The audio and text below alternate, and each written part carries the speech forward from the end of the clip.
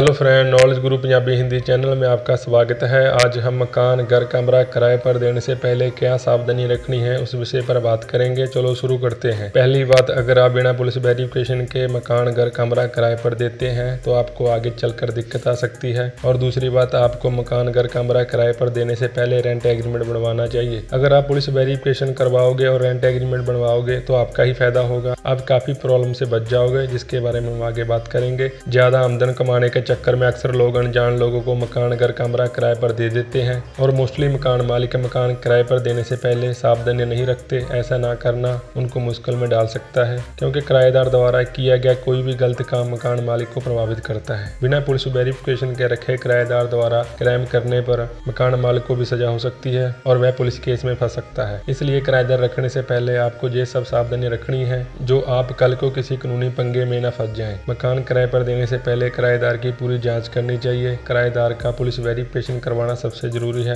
यह आपकी जिम्मेवारी है। अगर आप ऐसा नहीं करते तो आपको जुर्माना भी देना पड़ सकता है। मकान मालिक को किराएदार के काम का भी पता होना चाहिए, वो क्या काम करता है, कहाँ काम करता है। कल को आप ये नहीं बोल सकते कि मेरे को नहीं पता था ये क्या काम करता था। मकान, घर या कमरा किराए पर देने से पहले इसका रेंट एग्रीमेंट भी बनवाना जरूरी है। इसके लिए प्रॉपर रूल फॉलो करने चाहिए। ये सब आपने देखना है कि आप कितने समय के लिए घर, कमरा किराए पर देना है, 1 साल 2 साल जैसे ज्यादा। जहाँ पर एक बात बहुत जरूरी है जो आपको पता होनी चाहिए, नोटरी से रेंट एग्रीमेंट बड़ी आसानी से बन जाता है। अगर आप नोटरी से किसी एडवोकेट से रेंट एग्रीमेंट बनवा रहे हो तो आपको पता होना चाहिए कि नोटरी से आप 11 महीने तक का रेंट एग्रीमेंट बनवा सकते हो, जो भारतीय पंजीकरण अधिनियम 1908 की धारा 17D के तहत 11 महीने तक का रेंट एग्रीमेंट रजिस्ट्रेशन करवाना अनिवार्य नहीं है। अगर कोई नोटरी से किसी एडवोकेट से 11 महीने से ज्यादा का रेंट एग्रीमेंट बनवाता है तो ये वैलिड नहीं होता। कल को अगर किराएदार से कोई पंगा पड़ता है तो आप आसानी से घर खाली नहीं करवा सकते, आप कोर्ट केस के चक्करों में फंस जाओगे, क्योंकि 11 महीने का नोटरी रेंट एग्रीमेंट कानूनी तरीके से वैलिड होता है। और यह 11 महीने के रेंट एग्रीमेंट में नोटरी का साइन मोहर होता है और किसी भी एडवोकेट से आप इसको बनवा सकते हो। ये 11 महीने तक वैलिड होता है। अगर कोई विवाद होता है तो आप इसको कोर्ट में सबूत के तौर पर पेश कर सकते हैं। अगर आप 11 महीने से ज्यादा वाला नोटरी वाला रेंट एग्रीमेंट बनवाते हैं वह कानूनी वैलिड नहीं होता।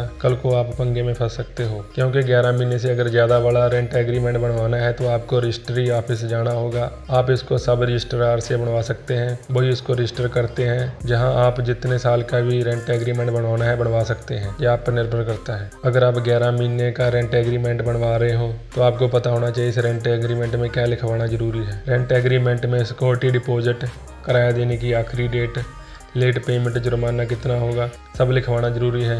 मकान का सही रख रखाव भी इसमें लिखवाना जरूरी है। मकान मालिक किराएदार को क्या सहूलत दे रहा है और बिजली पानी के बिल के बारे में भी इसमें उल्लेख करना जरूरी है। रेंट एग्रीमेंट में मकान मालिक और किराएदार का सही अक्षरों में और साफ सुथरा दोनों का नाम लिखा होना चाहिए। जिन भी बातों पर दोनों की सहमति है सारी बातों को लिखवाना जरूरी है, फिर बाद में कोई विवाद नहीं पड़ता अगर सारी बातों को लिखा लिया जाए। और जो जगह किराए पर दी जा रही है और उसमें कौन कौन सा क्या क्या सामान है, फ्रिज, कूलर, पंखे, लाइटें, बेड, चाहे जो भी सामान हो, सब सामान के बारे में रेंट एग्रीमेंट में लिखवाना जरूरी है। ऐसा करने से कल को इसकी जिम्मेवारी किराएदार की बन जाती है। इन सभी चीजों के नफे नुकसान का खुद जिम्मेवार होता है। अगर किराएदार के पास कोई पेट है उसके बारे में भी इसमें लिखवाना चाहिए। कल को सोसाइटी में कई जानवरों पर बैन होता है, फिर कोई पंगा नहीं पड़ता। और रेंट एग्रीमेंट में दोनों मकान मालिक और किराएदार के साइन होने चाहिए। सारे सामान और घर की फोटो लेनी चाहिए। एक रेंट एग्रीमेंट पूरा होने के बाद दूसरा तैयार करवा सकते हैं। इसमें मकान मालिक एक बार में 10% की किराए की बढ़ोतरी कर सकता है। अगर कल को मकान मालिक ने घर खाली करवाना है और किराएदार ने घर खाली करना है तो दोनों का 1 महीने पहले बताना जरूरी है।